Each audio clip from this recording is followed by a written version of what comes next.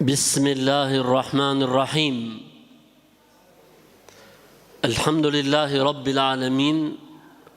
Wassalatu wassalamu ala ashrafil anbiya'i wal mursalin. Nabiyina Muhammedin wa ala alihi wa sahbihi wa sallama tasliman kathira. Amma ba'd. Me emrin e Allahut të gjithë mëshirshmit, mëshiruesit, e falenderojmë Allahun Zotin krijuesin e botrave. Mirësit, bekimet, mëshira e Zotit qoftë mbi të dashurin e tij dhe të dërguarin e tij Muhammedin sallallahu alaihi wasallam, si dhe mbi të gjithë ata besimtarë dhe ato besimtarë që ndjekin dhe pasojnë rrugën e tij deri në ditën e Kiametit.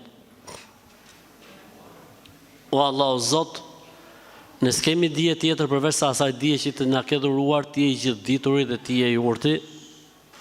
O Allah, Zot, na mëso atë që na bën dobi e na bëj dobi me atë që na ke mësuar e na shto, Zot, diturinë dhe urtësinë. O Allah, Zot, na njeh me të vërtetën dhe na bën ndjekës të vërtetës mbasi ta njohim, e na njeh, Zot, me të pavërtetën, me të kotën e na largo prej saj, o Allah, mbasi ta njohim. Me shpresën e të Madhit Zot, po filloj me pyetjet të cilat kanë ardhur dhe janë rezervuar për momentin. Atëherë, thot, lexova diku një shprehje, adhuroj qëndrimin në shtëpi. Dhe pastaj njerëzit ishin futur në komente poshtë dhe i thoshin që këtu ke bërë shirk se fjala adhurim duhet të jetë vetëm për Allahun. Ignoranca është shumë problem i madh. Dhe do ta kemi armikun ton kryesor deri në ditë Kiametit. Adhurim në gjuhën shqipe nuk kupton vetëm adhurimin e Zotit. Adhurim kuptohet në gjuhën shqipe dhe admirim. Pra e admiroj, e dëshiroj, e dua. Kështu që do të kemi gjithmonë probleme me ignorancën fetare, po në këtë rast ignorancën etimologjike të kuptimit të fjalëve e kështu me radhë. Do të kemi gjithmonë problem, po duhet me bë sabër, duhet me bë durim se gjithmonë do të kemi kështu lloj modelesh. Çfarë duhet bëjmë nëse harrojmë të themi bismillah gjatë ushqimit, sepse kam lexuar disa versione, vetëm një version ka. I dërguari Allahut sallallahu alaihi wasallam ka thënë, kush harron që të bëj bismillah në fillim të ushqimit, le të thotë bismillahi awwalihi wa akhirihi ose bismillahi awwalahu wa akhirahu. Po të ngatrun gjërat të shqip bismillah në fillim e në fund. Bismillah në fillim e në fund. Kam dëgjuar që kalorimin duhet ta mësoj çdo musliman. Unë jetoj në qytet dhe këtu s'ka kuaj. Çfarë më këshilloni? Muslimani nuk është duhet, po është mirë, është sevap, është sunet që të di 3 sporte. Mirë që të merret vazhdimisht me sport, me edukimin dhe e fizikut të tij e kështu me radhë, sepse një musliman i fuqishëm dhe i fortë është më i mirë dhe më i dashur te Allahu se një musliman ngordalaç që me zor tërheq pantallonat e veta. Dhe në të dy ka mirësi, përderisa i falen Zot dhe adhurojnë Zotit, muslimani është i hajrit gjithmonë, po muslimani duhet ta mbajë veten. Për sa i përket sporteve më të pëlqyera në Islam janë 3: hipizmi, kalorimi, siç thuhet në pyetje, noti dhe shinjestrimi. Pra kërkohet për muslimanit të jetë i mirë në shinjestër, kërkohet për muslimanit të jetë i mirë në not, të kërkohet për muslimanit të jetë i mirë në hipizëm, pse jo edhe në vrap, se nganjëherë do të më arras vrapit. Kështu që muslimani e edukon veten e tij me këto sporte. Po mirë thot, për shembull, nëse jemi në qytet, për shembull, ka zgjedhje gjithmonë, ka zgjedhje kur është dëshira dhe vullneti, ka zgjedhje. Për shembull, për sa i përket shinjestrës, ka zgjedhje, poligonet. Për sa i përket notit, ka zgjedhje, ke pishinat.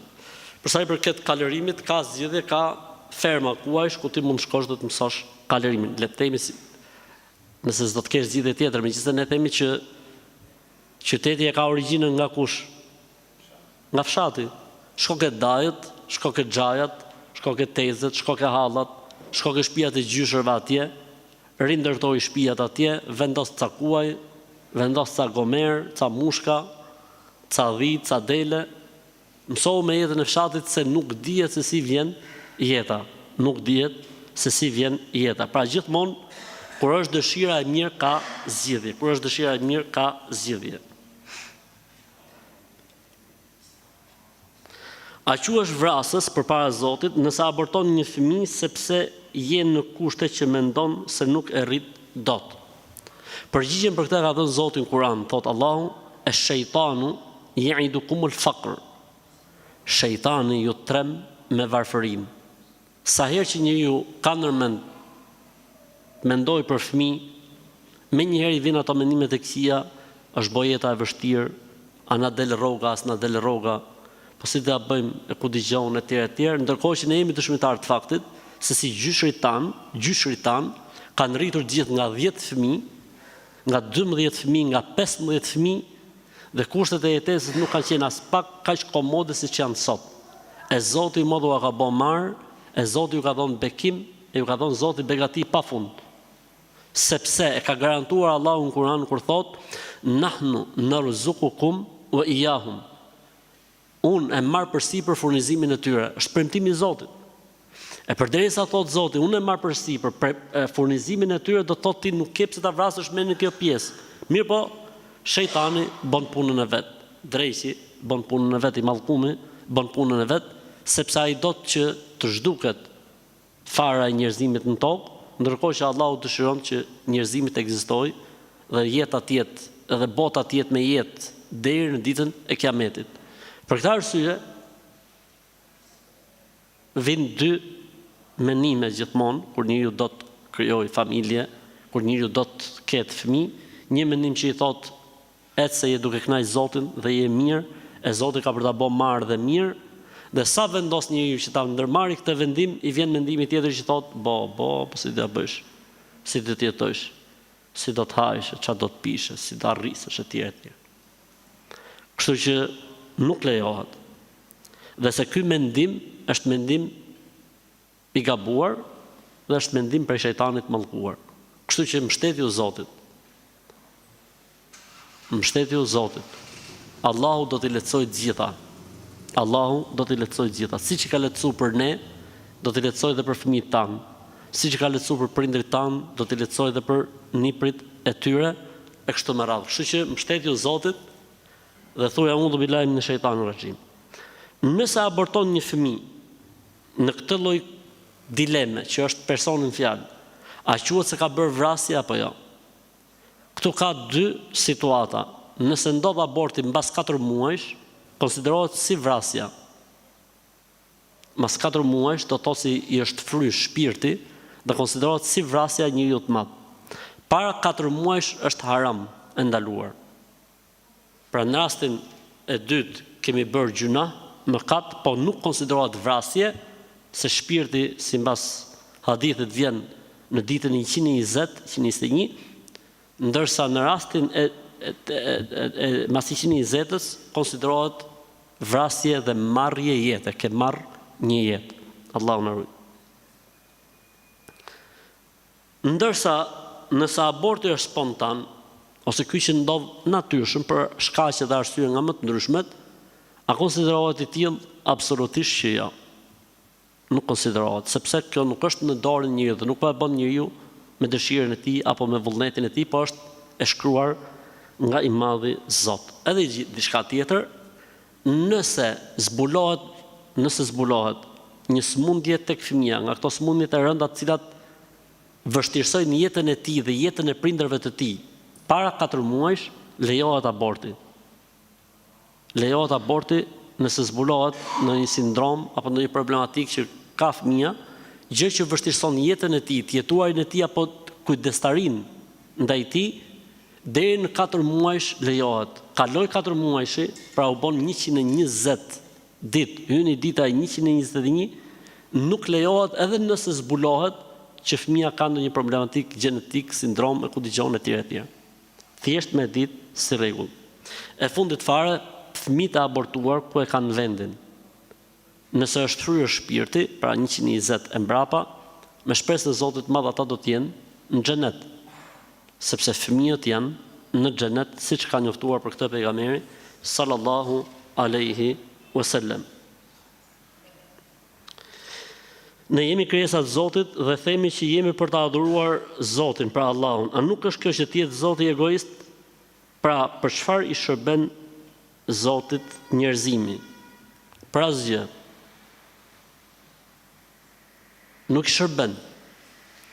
وما خلقت الجن والإنس إلا ليعبدون ما أريد منهم من رزق ولا أريد أن يطعمون إن الله هو الرزاق ذو القوة المتين الصمد الذي لم يلد ولم يولد ولم يكن له كفوا أحد هو الأول والآخر والظاهر والباطن وهو بكل شيء عليم. Allah është i pari, s'ka fillim, i fundit, s'ka mbarim. Ai është mbi gjithçka. S'ka nevojë për argument. Dhe çdo gjë tregon argument për të. Ai është absoluti, i cili nuk është i lindur dhe s'ka lindur askush prej tij. Dhe me të nuk ka të ngjashëm. Xhinët dhe njerëzit nuk i kam krijuar për arsye tjetër vetëm se të më adhurojnë. Nuk dua prej tyre asgjë, se Allahu është furnizuesi dhe në dorën e tij është gjithçka. Allahu xhallal xhelaluhu ka një, le të themi, një rregull që thot: Zoti nuk pyetet për atë që bën. Ne do të pyetemi. Dhe ne nuk është kusht që të dim përgjigjen për çdo sekret të Allahut xhallal xhelaluhu në krijimin e tij. Ne mund të zbulojmë, mund të dim disa gjëra nga sekretet, urtësitë e krijimit të Allahut, dhe mund të na mungojnë shumë gjëra. Janë shumë gjëra që neve na ndodhin në jetë dhe ne nuk e kuptojmë urtësitë dhe sekretet e Allahut. Mi po ke parti që i marrin vesh mas 10 vjetësh. Ke parti që i marrin vesh mas 20 vjetësh. Ndoshta nuk i marrin vesh fare në këtë botë. I marrin vesh në momentin e daljes shpirtit. Ndoshta i marrin vesh në varr, ndoshta i marrin vesh ditën kur do dalin përpara Zotit. Që do të na zbulohen një ditë sekretet e gjërave që ekzistojnë në jetën tonë, do të na zbulohen. Por nuk është kusht të na zbulohen në jetën e kësaj bote. Unë do të jap një shembull të thjeshtë. Ai që ka bërë këtë tavolinën, ka bërë dhe ato sutret, ka bërë dhe këto mbajtësit të Kuranit, po ka bërë edhe këto raftet, po ka bërë edhe ato sergjenat. A mund thot dikush që gjo, ai druni i sergjenit do të kishte qejf të ishte drun tavoline. Druni i sutrës do të kishte qejf të ishte druni i kujt, i librave. S'është në dëshirën e saj kjo zgjedhje. I Zoti kësaj pune marr angozi, kështu e ka patë arsyeshme me i nda gjonat. Ai ka bërë padrejtësi në mënyrë si i ka ndarë gjërat? Jo. Sepse kishte edhe një alternativë tjetër, ti fuste në zjarr, ti përdorte për ngrohje ndimër dhe mos të ekzistonin. Allahu xhallal xhelaluhu thot në një hadith që jep përgjigje shumë të bukur kësaj pyetje, dhe mua këto pyetje të vështira më pëlqejnë. Thot Allahu e do lavdrimin, madhërimin dhe dlirësimin. Dhe një nga arsyet që Zoti mot ka sjell krijesat në këtë botë është që ai të madhërohet, të lartësohet dhe të dlirësohet. Jo se ka nevojë, po i shkon për shtat. Jo se ka nevojë, po i shkon, i përshtatet një gjë e tillë Allahut xhallal xhelaluhu. Pse nuk ka nevojë? Nuk ka nevojë Allahu xhallal xhelaluhu se sado që të mblidhen gjithë krijesat e tij, me njerëz, me xhin, me sende, me kafsh, me gjithçka, ta falenderojnë Allahun, nuk mund ta falenderojnë Allahun siç takon dhe siç e meriton. Ta lavdrojnë Allahun, nuk mund ta lavdrojnë Allahun siç takon dhe siç e meriton. Pse? Sepse dija e tyre për Zotin, hapësira e tyre për perceptuar Zotin është shumë e kufizuar. Kështu që ne kur e lavdrojmë Zotin, e madhërojmë Zotin, e dlirësojmë Zotin, e madhërojmë, e dlirësojmë, e lavdrojmë në një kënd shumë të ngushtë të asaj sa dim ne për Zotin, jo sa ç'është Zoti në të vërtetë. Për këtë arsye Allahu në Kur'an çka ka bërë? Ka falendëruar veten e tij, ka lavdëruar veten e tij, ka madhëruar veten e tij, ka dlirësuar veten e tij. Me na dhon neve me tregu që s'kam nevojë për atë që bëni ju. Por nëse ju e bëni, jeni duke bërë detyrën tuaj që duhet bëj krijesa përballë krijuesit.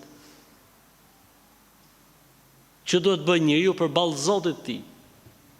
Do t'japim një shembull nga jeta e kësaj bote. Dhe normalisht shembujt janë, nuk është kusht që t'jenë 100% sakt, po thjesht një analogji e thjesht. E ke një fëmijë i cili është 8 vjeç, 9 vjeç, 10 vjeç. Domethënë që s'ja ke nevojën atij. Përkundrazi ai ushqehet tek ti, strehohet tek ti, nevojat i plotson tek ti. Nëse ky fëmia, le të themi 6 vjeçar, mos themi 8, 9, 10, 6 vjeçari, tshan, të vendon, thot ma hëngsh, ma bofsh, e ku dëgjon, etj. Ty si prind që s'ke nevojë fare për shërbimin e këtij fëmie, si do të vite? Falloj do të vite shumë keq. Po nëse do shkojë te 8 vjeç, edhe do të shtojë dozat, ose 9 vjeç do të shtojë dozat, ose i çfarë, s'do të më ia ditë për ty se je bab, ekziston apo s'ekziston. E ke djalin 14 vjeç, s'do më ia ditë për ty ekziston apo jo. Ti s'ja ke nevojën atij. Mirë po ai si fëmijë s'do më ia ditë për ty, je ti apo si, ekziston ti si prind apo nuk ekziston. Si ndjesh?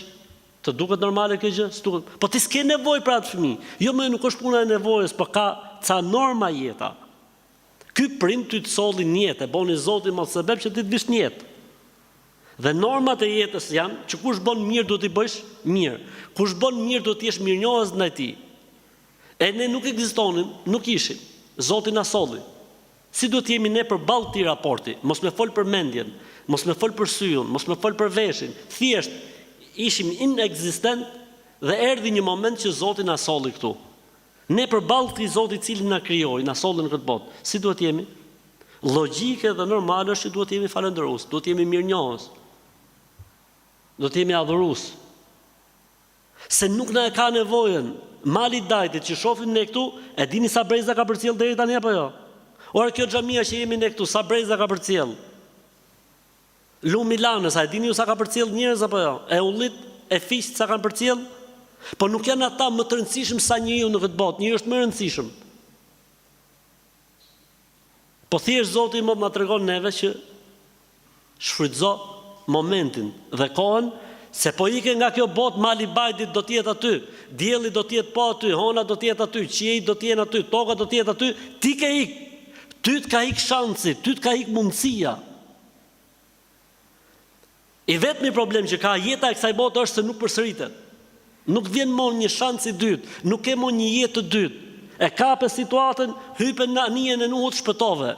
Nuk e kape situatën, sa ka pa kjo tokë, sa do të përcjelli kjo tokë me Envera, me Stalina, e me Tito, e me Hitlerna, e me lloj-lloj race, lloj-lloj njeriu, lloj-lloj adhuruesi, budisti, e paganisti, e kështu me radhë. Kështu që njeriu duhet kuptoj pozicionin e vet. Ne i kemi marru hallet tona të gjitha tani themi, ora po Zoti, pse na krijoi, pse na solli? Rrimër vëlla shif hallin tat, sikletet e tuaja, punën tatë, jetën tatë, s'ta ka nevojën. Rrimër mos adhuro. A nuk e ndjen, mos adhuro. Të kalon Allahu të lirë ty, të kalon të lirë. A jeti krijuesi vetes tate? Jo. A jeti bërësi i tokës dhe i qiellit? Jo. A jeti ai i cili ka përcaktuar asgjë si jeti? Ti je një kokriz, bile kokriz do të ishte tepër në këtë univers. Ky universi me ty funksionon apo jo? Funksionon. Po mos të ishte ti funksionon?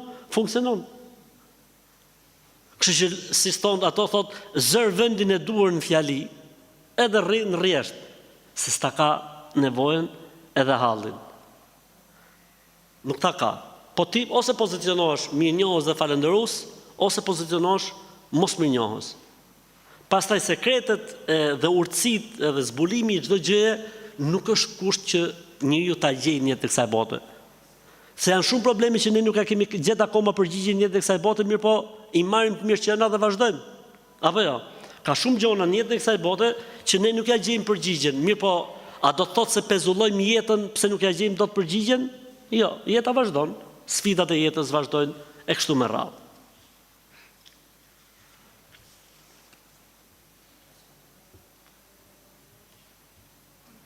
Nëse Zoti një çit e sprovon duke mos i dhënë fëmijë, ku do ta gjejnë këta forcën për ta përballuar këtë si sprov?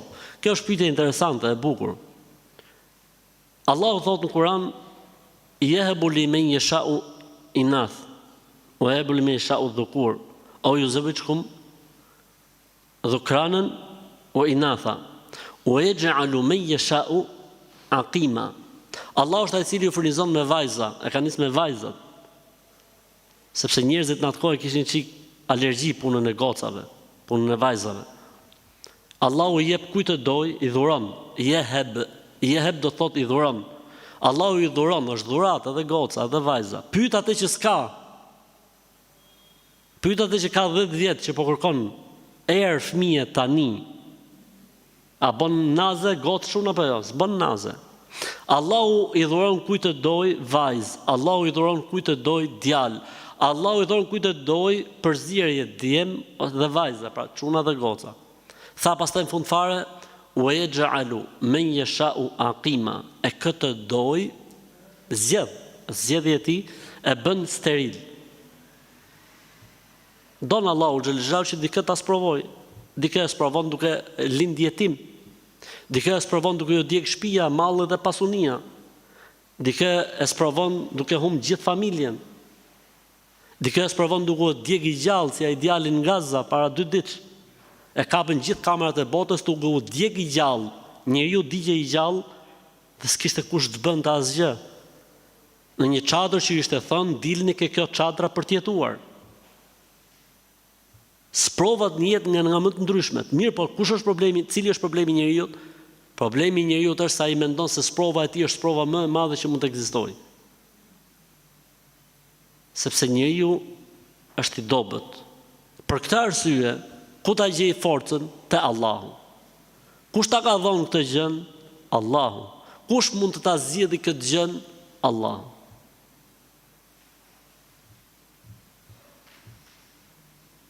Me dua, me namaz, me lutje, me bërjen e sebepeve, të gjitha sebepet, qofshin sebebe, le të themi fetare, duke bë rukje, duke i kënu vetes, duke bë dhikr, duke fal namaz, duke u çu namaz natë. Pasha Allahun, unë di raste 17 vjet, 27 vjet. Pasha Allahun, është një rast në fark. 27 vjet pa fëmijë. Dhe gjithë i thoshin zbon. Me rukje, me knim, pam, është me fëmijë sot. Dhe i njoh personalisht, nuk është se më ka thonë filoni si i ka thonë fisteku. Di rast tjetër 22 vjet, di rast 25 vjet, di rast 17 vjet, di rast 15 vjet, di rast 12 vjet. Lidhu me atë që ai e ka në dorë, me Allahun xhelel xhelalu.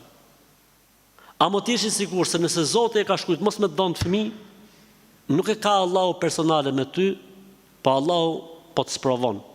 Do ta prishësh zemrën ti me Allahun apo jo? Apo do të thush si thot Zoti në Kur'an, inna lillahi wa inna ilaihi rajiun. Te Allahu jemi, te Allahu do kthehemi. Muslimani çdo xhumë lexon surën El-Kahf, apo jo? Në surën El-Kahf çfarë thot Zoti? I vdiq njonit fëmia, një çifti, i vdiq fëmia. Kjo vdekja e fëmis ju mendoni se është e lehtë? Nuk ka gjë më të rëndë për prindin, sprov më të madhe për prindin se sa vdekja e fëmis. E megjithatë Allahu tregoi urtësinë pse i kishte vdek fëmia. Tha ky fëmijë po të jetonte, do i kthente prindrit në mohus, me dhunë. Allahu ja mori shpirtin, ai ishte i vogël. Fëmia ku shkoi vëllezër? Në xhenet. Prindrit besimtar ku shkuan? Në xhenet. U takun prapa atje apo jo? U takun prapa. Kështu që nuk është çështja punë personale ta ka Zoti ty me, jo Allahu xhelal, ndoshta do duan tate, do lutjen tate, do përgjërimin tat. Allahu do të dëgjoj zërin tat natën kur gjithë flejnë. Allahu do lotin tat. Kur gjithë se kanë mendjen as ke Zoti dhe as kund, as në asgjë. Sadakan tate, lëmoshën tënde, dhikrin tënd. E nuk dihet se si këtë humbje, se si ta kompenson Allahu. Ose ndoshta Allahu këtë humbje ta kthen. A në ka dhënë Allahu xhelel xhelalu shembull në Kur'an historinë e Ejubit alayhis salam. Ai vdiqi në zgjidh. Ai humbi të zgjidh. A ja ktheu Zoti të zgjidh edhe një herë? A ja ktheu Zoti edhe një herë të gjitha? Ja ktheu Zoti.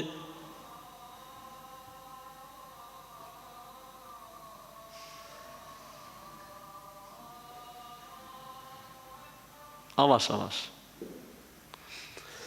Ja ktheu Zotit gjitha.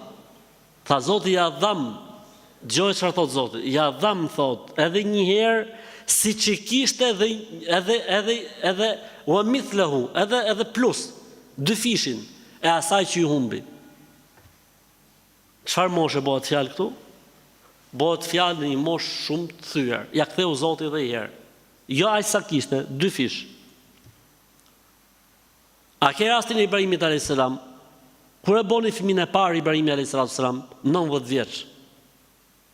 Të parin, ose 80 dhe sa vjeç.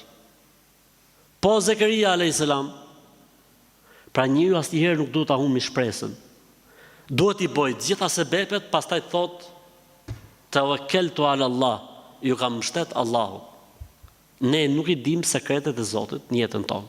Ne nuk i dim urtësitë e Zotit. Do të na zbulohen, po nuk është kusht ti zbuloj. Ti mund të meditosh, të kuptosh urtësitë, po edhe po nuk i zbulove, nuk je obliguar të zbulosh. Ti je i obliguar dorëzohesh. Për këtë je obliguar. Para Zotit flasë, se para krijesës mos e ul kokën kurrë.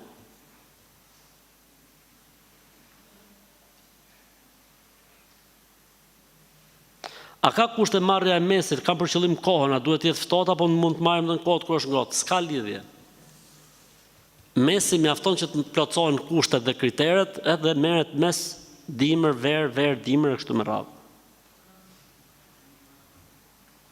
Jam 20 dhe sa vite e martuar dhe kam fëmijë të rritur. Burri punon dhe ka pagën të mirë, por luan në bastore.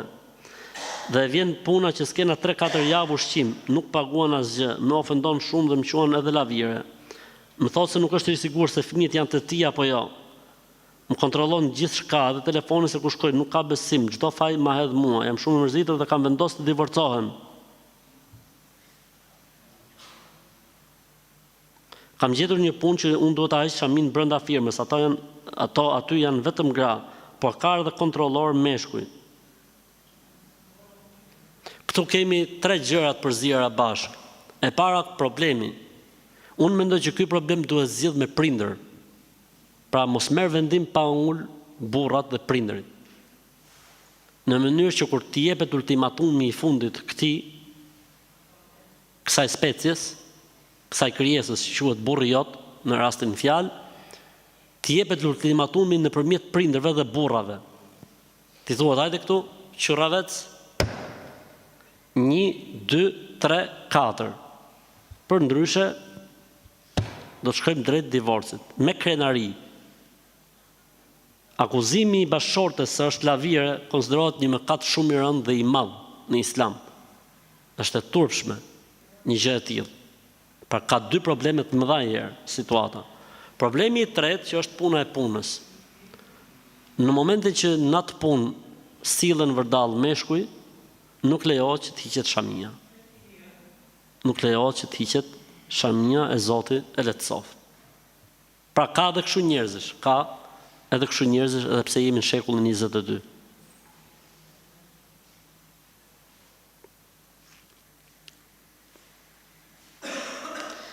Jam një motër besimtare me mbulesë prej 5 vitesh. Elhamdulillah, mirë po, kur nuk kam qenë me mbulesë, kam pas bërë tato, jam penduar dhe s'ka mundësi ta heqim me lazer. Thot Zoti në Kur'an, la yukellifullahu nafsan illa wusaha. Allahu se ngarkon njeriu te i mundësive të tij. Përderisa nuk ke mundësi, nuk ka problem. Inshallah Zoti ta mundson edhe i heq ato gjona. Si me e kuptu që një njeriu të afërt i është bërë magji dhe me e gjetë se ku është vendos magjia, shko tek rukjexhiu, si ta gjejmë ne këtu, ne jemi pyetje përgjigje sot. Shko tek një rukjexhi i cili bën knim yst me Kur'an dhe me Sunet, ai duke i knu, inshallah taala, gjehen gjërat, zbulohen gjërat dhe vërtetohen gjërat, dhe mos shko tek ata njerëz që ta gjejnë pa të bërë asgjë, thotë e ken filan vend, pa të knu, pa të yst e pa asgjë, thotë e ken filan vend, këta janë bashkëpunëtorët e drejqit.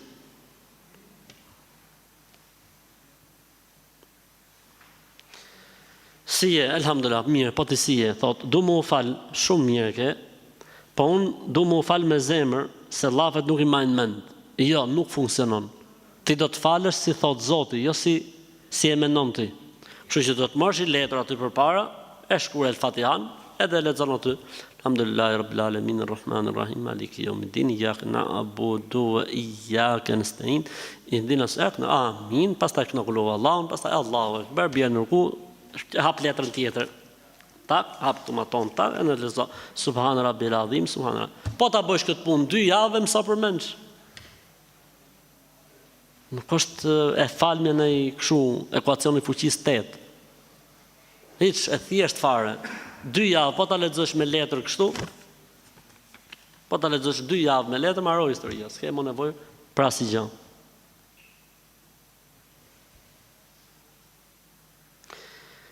Në lidhje me namazin kur je në spital për shkak të infuzionit që e ke në krah, lejohet falemi? Po, lejohet. A quhet abdesi? Po, quhet. Ora e rëndësishme është më u fal, nuk ka problem me infuzion pa infuzion, me shiring pa shiring, me serum pa serum. Ora duhet më u fal muslimanët dhe mbaroj historia. Nuk ka problem se çfarë ka në trup e si ka gjonat në trup. Ja lehtëson Allahu dhe ja pranon Allahu xhelle xhelalu. E rëndësishme është që mos me nejt pa namaz.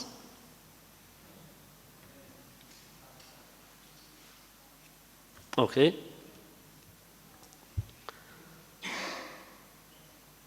Ka nevojë të bëj matjen e sheqerit 3 herë brenda ditës. A e prish abdesin shporja e gishtit? Mendimi më i saktë është që jo, nuk e prish abdesin. Madje edhe tek ata dietarë që thonë se dalja e gjakut e prish abdesin, shpuarja për shkak të analizës siç është rasti i zbulimit të shkallës së sheqerit nuk e prish as tek hanefit. Sepse ato kanë sa ploçka e dorës.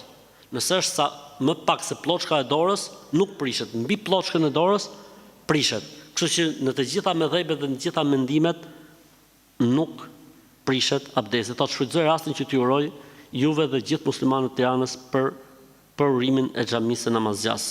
Zoti të gëzoft, e gëzofshim gjithë. Nëse një krishter do të dëshmoj dëshminë islame, a duhet që patjetër dëshmisë islame t'i shtoj edhe dëshminë për Isain alayhi salatu selam, apo mjaftohet me shahadetin? E rëndësishme është që ta di që Isa alayhi salam Jezusi nuk është Zot as biri i Zotit. Po e diti këtë, edhe tha la ilaha illallah Muhammedur Rasulullah është musliman. Nëse do me ja përforcu vetes, e thot Ashhadu an la ilaha illallah wa ashhadu anna Muhammedur Rasulullah, dëshmoj se nuk ka Zot të vërtetë dhe që meriton të adhurohet përveç Allahut, dëshmoj se Muhamedi është robi i Zotit dhe dërguari i tij, dëshmoj se Isai Mesia ishte njeri i dërguar i Zotit, as Zot, as biri i Zotit, misioni i cilit u përmbush me ardhjen e profetit Muhammed sallallahu alaihi wasallam.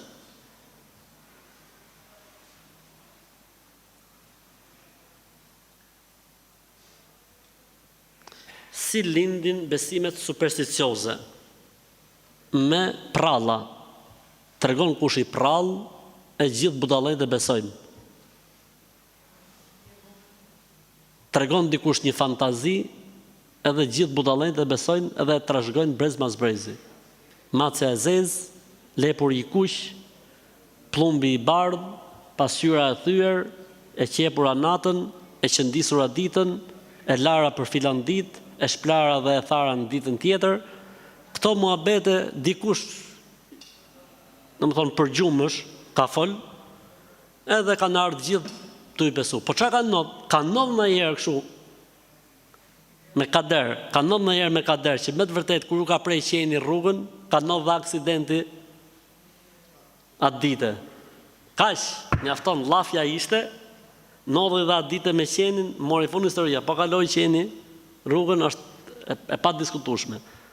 Pra janë gjëra të cilat janë të shpikura nga njerëzit. Besimet supersticioze janë besimet që i lidhin gjërat me gjëra pa shkencë dhe pa fe. Pa shkencë dhe pa fe. Pa shkencë, pra me kuptimin se ne dim shumë mirë që kur futet një zgjebosur në një klasë, gjithë klasa zgjeboset. Kjo është dihet, shkencërisht dihet në fushën e mjekësisë, apo jo? Okej. Pra u bë lidhja, si u bë lidhja? Lidhja shkencore. Kemi lidhje fetare. Cila është lidhja fetare? Për gjërat. Për shembull themi ne, uji i Zemzemit është uji i bekuar. Kjo është lidhje fetare. Shkak fetar. Okej? Apo jo? Po patë që në shtëpi sfuten me lajket. Është lidhje fetare, s'është besim supersticios. Kemi tani diçka tjetër që nuk është as fetare, as shkencore, apo e vërtetuar, e vërtet. Po llafologji dhe besytni. Kjo është ajo që ne jemi kundër saj dhe Islami është kundër saj. Tani i pyetje shumë thjesht. U thy pasqyra, çfarë lidhje ka kjo me fatin e keq? U thy më vëlla, u thy, ka që kishte e xheli, një erdhi e xheli, u thy pasqyra. Çfarë lidhje ka? Po kaloj me qeni, se s'kishte ku të kaloj të shkreti, ka të kaloj dhe me avion, kaloj rrugën. Çfarë lidhje ka kjo me fatin, se cjell ndryshon apo dëgjon e tjerë. Pra nuk kanë lidhje. Pra lidhja, ta themi shqip, lidhja e gjërave që s'kan lidhje është besim supersticios. Dhe lidhja e gjërave me lidhje logjike, fetare, shkencore, mjekësore është okay. Sheriati të parën nuk e pranon lidhjen e gjërave pa lidhje, dhe të dytën e pranon, e orienton, e kuron, e edukon e kështu me radhë. Si kurohet? Shumëzoje me zero, sikur se ekziston. Shumëzoje me zero. Po jo, faktikisht ka 90 herë. Po pra, këtë duhet luftojsh ti. Pse ka 90 herë ti do të thush, çfarë ke shkruajtur Zoti. Dhe faktikisht kur ka raste që ka 90, njeriu ndikohet. Edhe pse mund të jetë koshient që s'ka lidhje, po ndikohet. Çfarë tha pejgamberi alayhis salatu selam në një hadith? Thotë njeriu në natyrën e tij ndikohet, sidomos kur ka 90 në herë në gjë kështu. Por besimtari i vërtet ecën dhe nuk kthehet mbrapsht. Besimtari i vërtet ecën dhe nuk kthehet mbrapsht.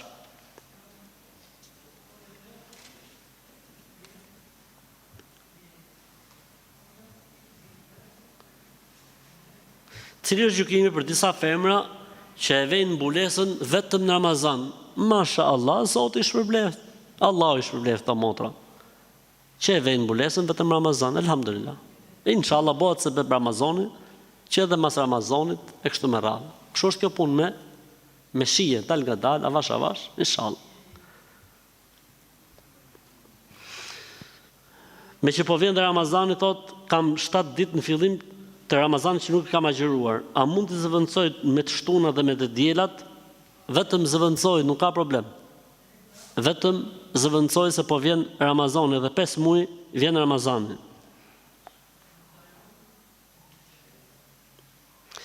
Na ka ndruar jetë vjerri para një jave dhe një prej dërrasave ka tepruar. Dhe po na kanë thotë që është keq me që ka tepruar një dërras. Është problem me pas dërrasa mongët këtu. Po dërrasat e varrit le të teprojnë. Çfarë lidhje ka tepruar dërrasa varrit? Çfarë problemi ka? Merre futen zjarr, merre ke varri tjetër, çoje ke varri tjetër. Problemi është kur del në dërras këtu tepër. Po në varr le darrit dërrasa tepër se s'ka lidhje. Ej Zoti më.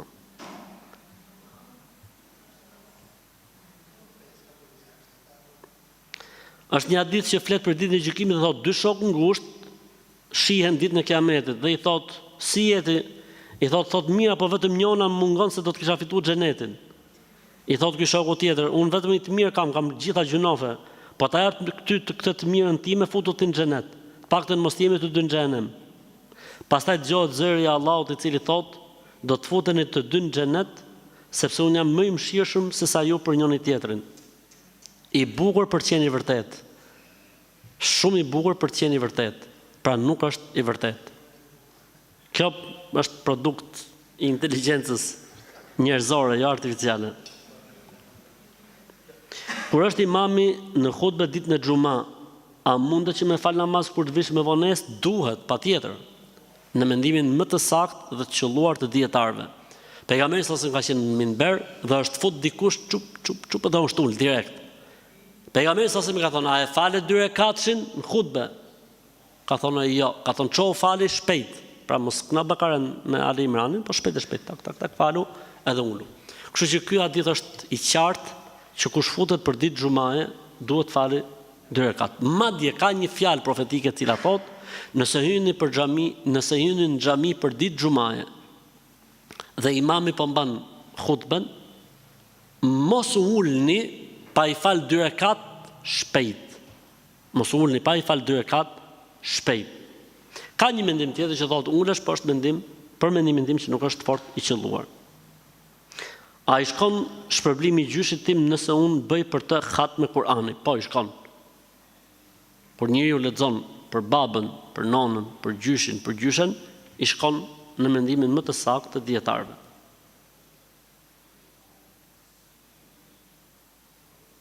Nuk e di si sille me vjerrin dhe me vjerrën, ne jemi në shtëpinë vete, po kur vinë për vizitë dhe ikin shpirtyra, ata marrin sende nga shtëpia ime. Unë e kuptoj këtë se kur shkoj atje i gjej çantat, bluzet, syzet dhe shumë gjëra të tjera i gjej atje. Pas ka ndorë këta. Vjerri me vjerrën pas ka ndorë. Hajër inshallah. Falini dhe lejini për hir të Zotit, mos i bini fort mrapa këtij muhabeti. Hajër inshallah. U akombeson Allahu në forma të tjera. U akombeson Allahu në forma të tjera. Ka dorë më ç't bëj shkret. Sri pa muri që ka ves. Kështu që hajër inshallah. Zoti boft hajër. Pejgamberi sa ka thënë ente wa maluke li ebik. Ti e çfarë zotëron ti është pronë e babait tënd. Kështu që hajër inshallah. Zoti e boft mirë. Zoti e boft mirë. A është e vërtet kjo që thuhet në këtë faqen? Ja çfarë thot kjo faqe? A kap? Të ka humbur kuptimi i jetës? Vendos dorën e djathtë në gjoks dhe thuaj 3 herë. Edhe fillon ky pastaj. Larg mashtruesve, larg këtyre njerëzve të cilët duan vetëm të tërheqin vëmendjen edhe e bëjnë këtë gjë vetëm për klikime. Unë nuk kam parë, domethënë, fenomen më të çuditshëm se sa fenomeni i shpërndarjes së gjërave të pasakta. I dërguari Allahu sallallahu alaihi wasallam ka thënë, kush thot diçka pa qenë i sigurt sa është e vërtetë apo jo, është gënjeshtar edhe ky. Pse duhet më shpërndaj gjona që nuk jeni të sigurta, që nuk jemi të sigurt? Ajo puna e flokëve në dush, o Zoti i madh, 48.000 herë më ka ardhur si pyetje. Flokët në dush se me shlojnë energji negative se o Zoti i madh, o Zoti i madh, o Zoti i madh. Pse? Sepse ai që kishte shpërndaj thotë thot hoj fila. Po pastaj po thosh çfarë ka populli. Dakor, s'ka faj popull se këto duan fut në burg të gjithë, po ku ka burg që i zën këto njerëz? Lexova në një hadith të profetit alayhi salam që thoshte mos prit pemët, po ato le të rriten. Dhe ne tek shtëpia jon thotë kemi krahasitur, a mos kemi bërë gjuna? Jo, s'keni bërë gjuna, mirë keni bërë. Nuk ka kështu fjalë profetike mos i pritni pemët. Kush e ka ky hadith mos i pritni pemët? Se ekziston larg mashtruesve, larg ignorantëve. Bëhet fjalë për pemët e tokës shenjtë që janë rrit natyrshëm s'lejohet me i shkul apo me i pre. Ato që kanë birë natyrshëm, bimet e egra, ndërsa edhe atje bimet e mbjella nga njeriu lejohet. Bimet e mbjella nga njeriu lejohet. A lejohet që në motër muslimane të veshi gjinse, ka për qëllim gjinset të gjëra, me bluzë, me krah të gjata, nga që është bërë dhe si mod. Jo, nuk lejohet në islam. Femra muslimane ka një veshje që quhet hijabi. Hijabi duhet plotësoj kriteret, që janë 8 kriteret e hijabit. Dhe në këto kriteret e hijabit nuk janë pantallonat, as bijamet, as tutat, të gjëra apo të super gjëra, s'ka lidhje fare gjërësia. një nga kushtet e hijabit të femrës muslimane është mos ngjasimi me rrobat e meshkujve, një nga pikat. Kështu që bluzja jashtë apo pantallonat, siç thotë gjëra, nuk janë në traditën e veshjes së hijabit të muslimanës. Kur falim namaz sunet, a duhet ta themi ikametin? Jo. Ikameti thuhet vetëm në farze.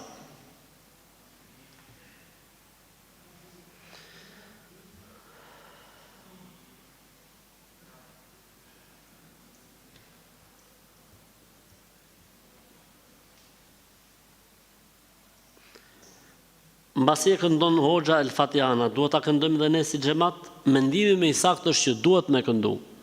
Për shkak të hadithit të njohur që ne kemi përsëritur kush disa herë, që në fund të jetës pejgamberit sa ka ndodhur një ngjarje, ka fal sabahun një ditë me xhamat, dhe mbasi ka fal sabahun ka thënë, "Më duket se ju po lexoni Kur'an mbas meje." Than po.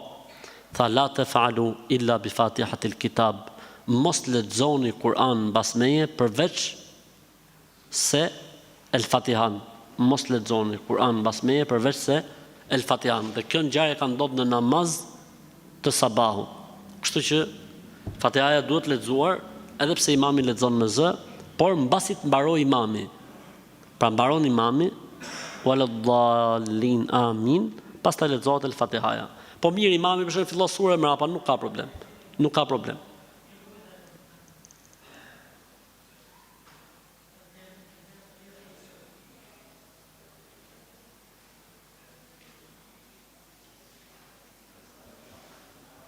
Vetëm na shihni kohën. A është keq në Varreza me vendos duat YouTube-it?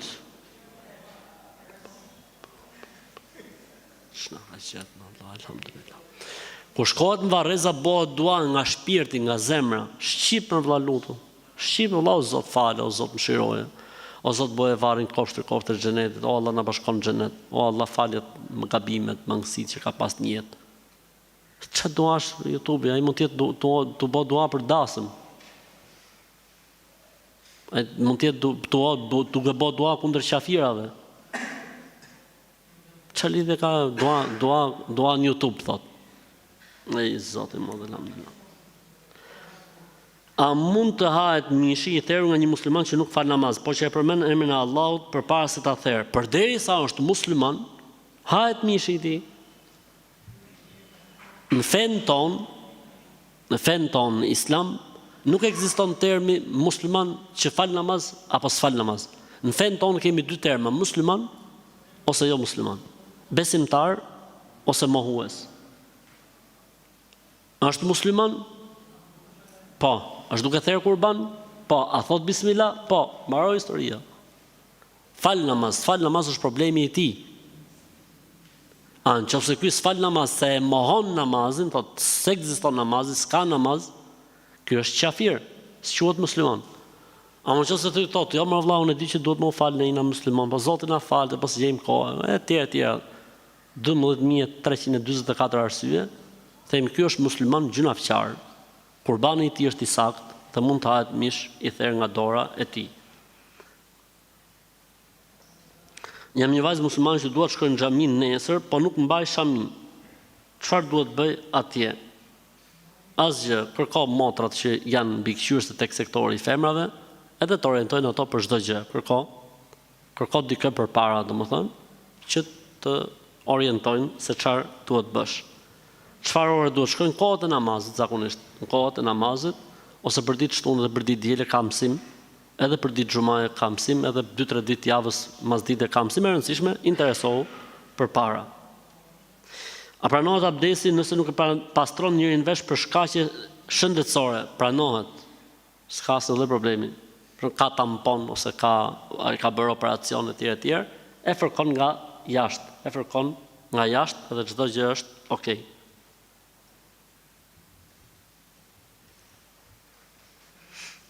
Duke qenë se studiojnë në fakultetin e mjekësisë, pedagogja na ka dhënë temën cilat janë metodat kontraceptive që lejohen në fenë islame për të parandaluar një shtatzani të padëshiruar. Çdo lloj forme kontraceptive që përdoret para se të ngjizet para se të ngeli 7 zën, lejohet. Me mbyllje, me qepje, me tamposje, me pirje në ilaçi për para, e ku dëgjon e tjerë, me përdorimin e mjeteve mbrojtëse rrethanore, e tjerë, gjitha këto janë të lejuara. Derisa nuk ka ndodhur shtatzania, po ndodhi shtatzania, s'lejohet abortimi në Islam.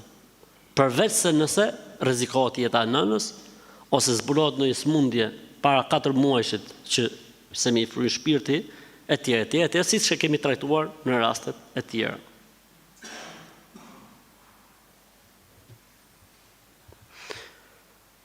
Thot, për shembull, kështu e kanë pyetjen direkt, për shembull, le të themi se unë bëj 10 milion lek në vit. Dhe nga këto 10 milion lek ka marrxhu 3 milion dhe kanë bet 7 milion. Tani unë kur të bëj llogarinë e zakatit, do ta llogaris për 10 milion apo për 7 milion e gjys? Për 7 milion e gjys. Sa të ka zonë viti? Aq sa të ka zënë viti. Pra ti ke pas, për shembull, le të themi me datë 10 janar 10 milion lek. Dhe me 1 janar, që i bjerë 1 vit, me vitin hënor, me 1 janar ti ke 7 milion lek. Atëherë do të hapësh zakatin për 7 milion. Për 7 milion. 7 milion është njësoj si ku më thonë 7.000 euro. Për vëllezërit që janë jashtë Shqipëria kanë vështirë këtë me të vjetra e me të reja që e kemi ne të Shqipërisë londineze. Shqipëria londineze ka me të rejat, me të vjetrat. Kurse Shqipëria biologjike nuk e njeh këtë term. Kosovës, vëllezërit e Maqedonisë, Kosovës, Malit të Zi, nuk e njohin termin me të reja, me të vjetra. Kështu që kur themi në 10 milion, thot, aq sa të pasur që ishin ato Shqipënisë me 10 milion. A kam gjuna unë nëse nuk jam dakord që vajza të thejë tek burri i saj, nga që burri ka bërë maltretime, pra e ka dhunuar. Apo jo, maltretim kështu do thotë. E ka ushtruar dhunë mbi të. Derisa e ka rrahur, e ka shah me rob shtëpie, e detyron vajzën që ta thirrë babën e vet dhe i thot tregoj që të kam rrah syt babës. Dhe e ka për flokësh në syt babës. O Zot na fal, o Allah. Nëse hajër inshallah. Se kuptoj domethënë se si mund të lejoj një bab, një njeri kafsh të sillet në këtë formë. E merr gocën dhe s'ke mundësi mi dhon drun këtij hajvanit, me ju kthy dhondrit mesh, me ja thy kocka durët dhe komët, të gjitha s'ke mundësi. Merr gocën dhe denoncohen policia në marrë historia. Minimalja që mund të bësh. Kështu që nuk bën gjuna o nonë e dashur që s'lejon, pa nëse gocës i është mësu kurrizi, do më shku prapa atje, se i ka ardhur orari, Allah e lehtësoft që të bësh. Pa e pat me qef, mos ndryrin fort. Kur kam qenë e vogël, nëna ime, nga padituria ka lënë një rrobë të time në teqe, sepse si fëmijë kam qenë shumë hiperaktive. Dhe gjithashtu kam pasqarë shumë. Tani shumë më bëjt tani, mbas 10 viteve që e kam marrë vesh që nëna e kishte bërë këtë gjë. Ajtë mos e vrit mendin, po. Stresi 0, mos e vrit mendin. E rëndësishme është që ti fal namaz, agjëro Ramazanin, lutju Zotit, lexo Kur'an, se çka ka bën nëna nuk ke gjuna për atë që ka bërë nëna. Ja pra ignoranca. Çojnë në përteqje, në përtyrbe, mbathje, kanatiere, çorape, brek. E lloj-lloj gjonash. Me njetin që tu eci marë, ja ky fëmija hiperaktiv të bëhet normal aktiv, e ku digjon e tjerë. Ja po s'ka gojë që t'i vi goja, ja po bo urinën natën që t'i pritet urina t'a bojë mëngjes, lloj-lloj gjonash, lloj-lloj besytnish. Allahu na ruaj.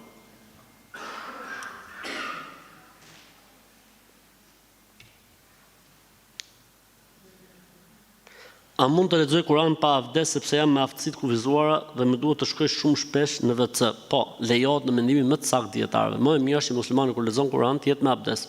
Po nëse s'ka abdes apo mendimi më i saktë, sepse ka 2 opinione, është që mund të lexohet Kur'ani pa abdes. Allahu të shëroftë, të pastroft.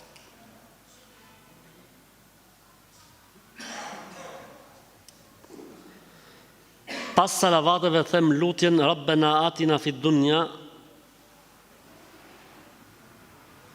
Dhe kur them lutjen për prindrit, më dalin lot. Am prishet abdesi kur më dalin lot? Jo, nuk prishet abdesi kur dalin lot. Është mirë që mas salavateve të bëhet duaja Allahumma inni a'udhu bika min adhabil nar wa adhabil qabr wa min fitnatil mahya'i wal mamat wa min fitnatil mesihit dajjal. Kjo është duaja e urdhëruar nga pejgamberi alayhis salam, ka thënë thumma lita'awwadh min arba. Pastaj ti kërkoj mbrojtje Zotit nga dënimi i varrit, nga dënimi i zjarrit, nga sprova e gjallëve, nga sprova e të vdekurve dhe sprova e mesihut dajjal. Kurse kjo lutje Rabbena atina fid dunya hasanatan wa fil akhirati hasanatan wa qina adhaban nar është në disa mëdhëbe, po nuk ka argument për të. Ose lutja Rabbi ighfirli wa li walidayya wa lil mu'minina yawma yaqumul hisab, nuk ka argument. Pra është namazi është i saktë, s'ka dyshim, po themi a ka argument apo nuk ka argument. Unë kam shumë dëshirë që në shtëpinë time të lexoj Kur'an, mirë po burri përdor mish derri në shtëpi, s'ka lidhje fare. Lexo Kur'an, mos e vrit mendin. Mos e vrit mendin.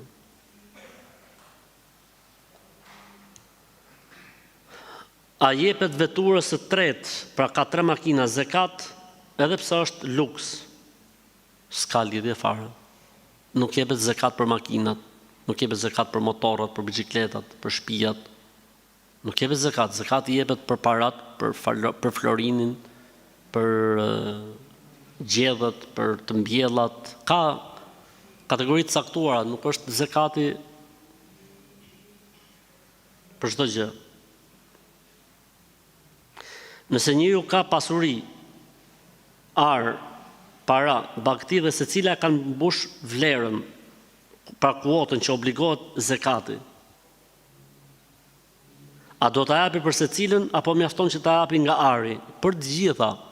Për shembull, dikush ka 200 gram flori, do të japi zekatin e florinit. Ka 300.000 euro, do të japi zekatin e eurove. Ka 1.000 kokë dele, do të japi 10 dele.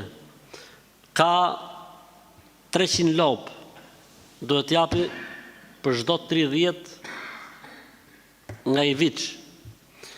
Ka ku dëgjon, ka 20 kuintal grun, duhet t'japi 1/10.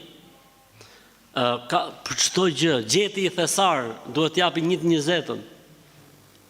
Kështu që s'ka lidhje, zekati nuk ka lidhje.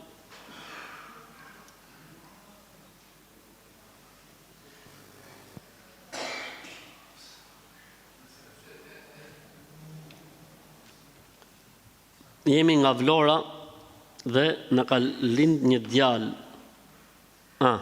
Jam nga Vlora dhe jam lidhur me një djalë. Kur e mori vesh familja e tij, ajo shkon tek hoxha me e largu nga unë. Si ka hoxh, që ka shejtan. Një hoxh që bën akte për të ftohur 2 njerëz, ai nuk është hoxh, është magjistar, mashtrues, edhe pse i thot vetes hoxh. Po ju mos e vrisni mendin fare, i futni të fejume, i futni të martume, edhe të vazhdoj nona të shkoj ke hoxha. Të vazhdoj si hidraulike nona me ujra, të merret me ujra. Nëse ndodh që i ke të çara çorapet nga poshtë, po thuaj se sa një monedhë, a lejohet që të marrësh mbi të mes? Në mendimin më të saktë, se ka 2 opinione, lejohet, është saktë mesi. Kam udhëtuar gjithë ditën dhe rrugës i kam shkurtuar namazet. Në darkë jam përsëri në shtëpi. Ato namazet që i falet shkurtuara, duhet i përsëris? Jo, i ke fal. S'lejohet përsëritet namazi 2 herë.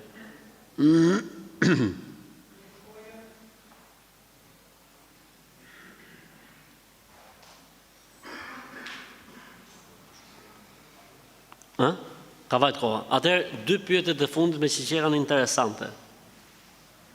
3. Sa ka fiks? Mirë. A lejohet që të shkojnë binjakët ke dasmat e njëri tjetrit apo tek fejestat e njëri tjetrit? Lejohet dhe larg budallënjve. Iku e para.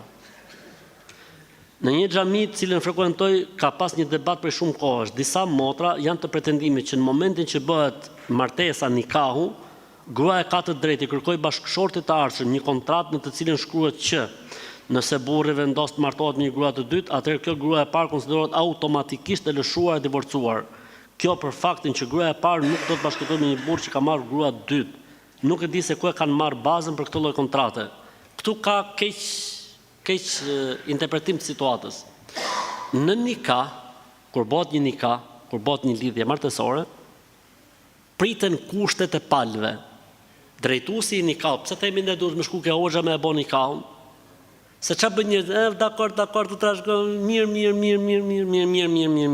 Pastaj kriz debati, jo po se unë pa ta thonë, ty ti pa të thonë mu, jo po unë pa të kuptuar, ti se pa të kuptuar, në pa të qëllimin, se pa të qëllimin. Atëherë duhet dikush që ta drejtojë këtë punë dhe thotë, në rregull deri këtu po. Vajza dhe pala e vajzës, keni kushte për t'i vënë danoçit që u martu sot? Po, thonë ato, kemi 3 kushte. 1, 2, 3. Hoxha thotë jo. Kushti i parë nuk pranohet, se bie ndesh me Islamin. Kushti i dytë dhe i tretë pranohet. Ju pranoni kushtin? Thonë këto, po e pranojmë. Se pranojmë, njonin se pranojmë, tjetër e pranojmë. Negociata derisa të bihet dakord. Marrë historia. Juve pala e dhondrit dhe pala, keni kushte për t'i vënë kësaj goce që sot do të bëhet nusja juaj? Po, thonë ato, ne kemi 7 kushte. 1, 2, 3 kushte. Hiç, s'kemi kushte. Okej. Bë dua në hoxha. Zoti valet soft. Kjo është historia. Nëse njëra prej palëve e bën këtë kusht, të thotë gjë. E kam kusht që unë nuk pranoj që burri të martohet me gru tjetër. Në momentin që burri thotë po, dakord, dhe pas nesër fillon të kullot, i themi automatikisht vajza ka të drejtë ndahet. Jo si thotë tu automatikisht e divorcuar. Se ekziston kjo automatikisht e divorcuar.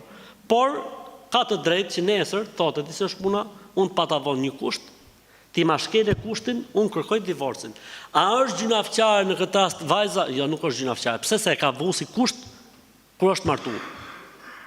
Kështu që nuk ka asnjë problemi, ky lloj kushti, po jo kështu siç është interpretuar këtu. Nëse një ditë caktuar ke qenë udhëtar, mund të falësh namaz të shkurtuar, mirë, po në momentin që kthehesh në shtëpi duhet më i falë edhe një herë. Ka thonë ai hoxha, nuk besoj. S'ka hoxh mbi sipërfaqen e tokës që e thotë këtë fjalë, nuk ka. Sepse duhet të jetë fillestar fare në kërkimin e diturisë, po ju i thoni hoxh ndoshta se s'keni pa ndonjëherë hoxh me sy. Po një hoxh nuk e thotë këtë fjalë, sepse nuk e thotë askush. Asnjë medhheb, asnjë mendim, asnjë opinion, asnjë lloj gjë nuk e thotë këtë fjalë që duhet që njeriu nëse i ka fal, e bile thamë edhe pak më përpara ishte një pyetje e ngjashme.